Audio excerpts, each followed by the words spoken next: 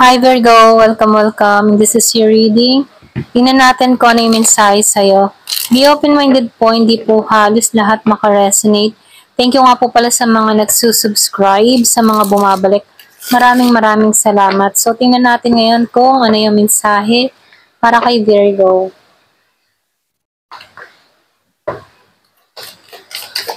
Give me the message for Virgo.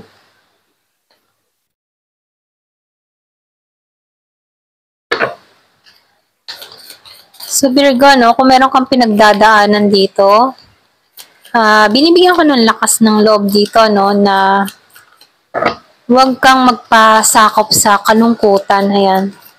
Kumbaga, kung meron kang nararanasan na mahirap na pagsubok, ito na yung time para hanapin mo yung kaligayahan mo. Okay?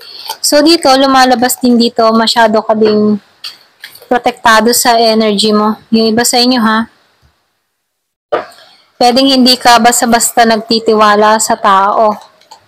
Pwedeng sa mga karanasan mo, ganyan. Kasi meron ako nakikitang abandon na nangyari, or pwedeng sabihin na nakaranas ka ng ganun, okay? Inabandon na ka, iniwan ka sa ere, ganyan. Kaya dito, tinuturoan ka dito na wag basta-basta magtitiwala. Ayan, kung before, nagikang yung matipon nagtiwala ka sa tao, tapos iniwan ka sa ere, kaya dito, lumalabas dito, masyado ka ng maingat, okay? Yung nangyaring iyon, yun yung naging aral mo kung bakit nagiging kang protektado sa energy mo, hindi ka basta-basta nagtitiwala dahil sa experience mong yun. So, lumalabas din dito na about sa kapirahan mo, no, magiging balance ang lahat. Matatapos na yung mga problema mo kung meron kang mga pinagdadaanan pagdating sa kapirahan, ano.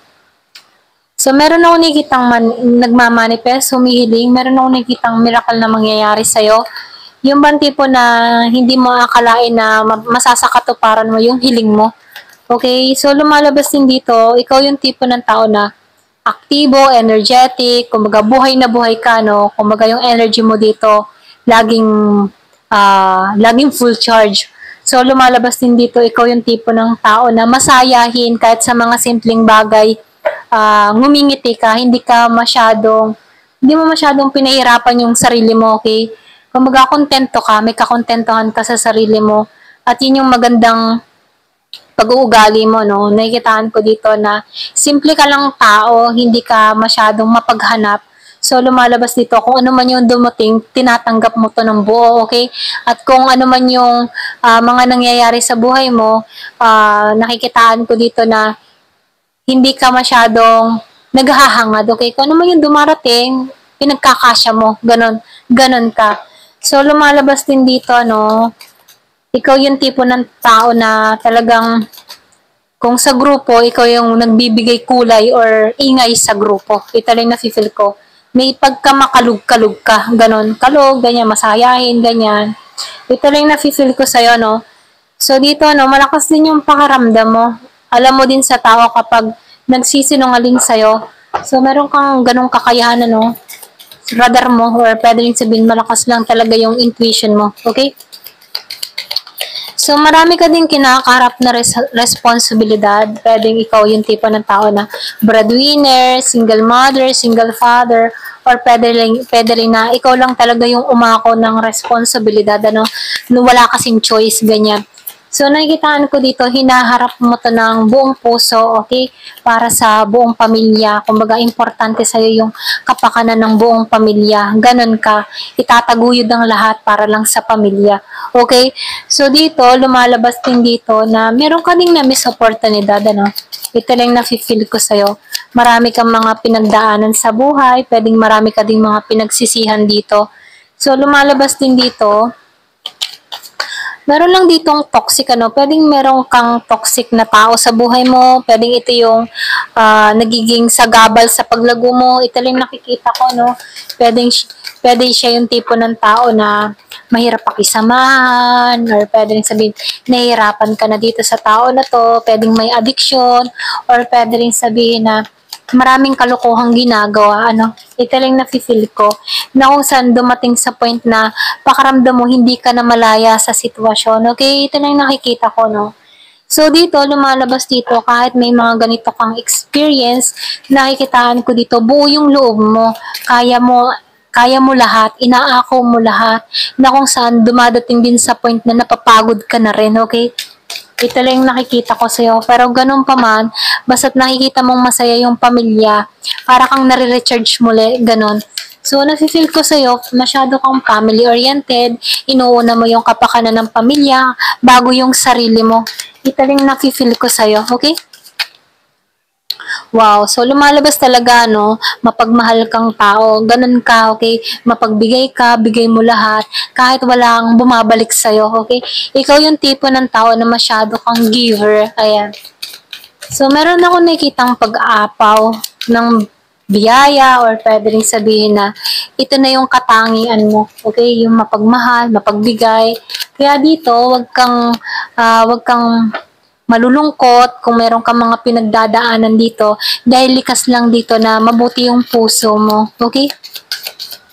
So, nafe-feel ko dito, no, kung ikaw ay mahabang panahon na single, merong ipagkakalob sa'yo na kung saan bubuuin ka nito. Okay?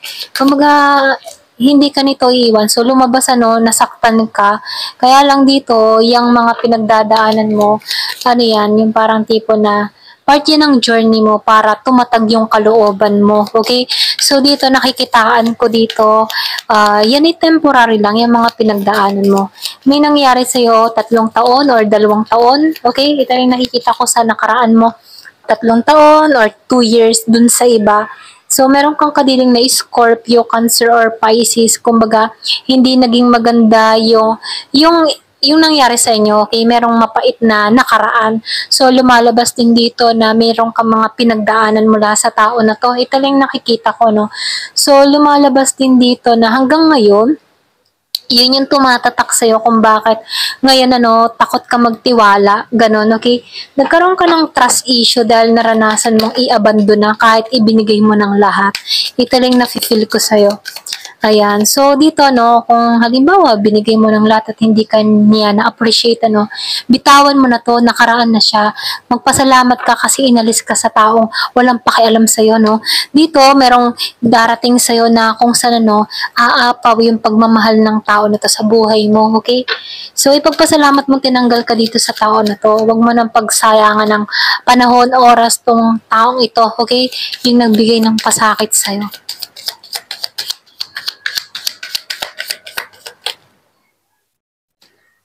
So, dito, wow, lumabas ang Ten of Pentacles, lumalabas dito na magiging maayos ang lahat, okay? Pati buong pamilya, meron ako nakikita ditong perang parating, malaki. Kung ano man yung mga pinagdaanan mo, pinaghirapan mo, meron niyang pagsukli ng biyaya sa'yo. Kaya sinasabi ka dito, hindi sayang yung pagod at sakripisyo mo. Kasi dito sa dulo, merong gantimpalang ipagkakalob sa'yo. Okay? Ayan. So, tingnan natin dito, kung ano pa yung mensahe.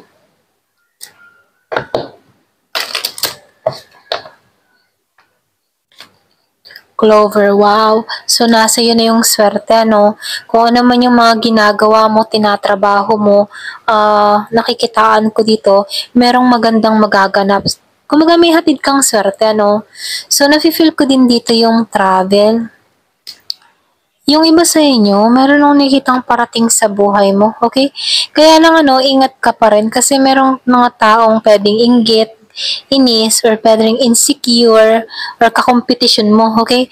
So, meron ditong yung tipo na sneaky energy, pwedeng inaalam nito kung ano yung mga sikreto mo. Ito lang nafe-feel ko. Meron pinanganak nung 2, 3, merong 34 years old dito, meron din pinanganak nung 14.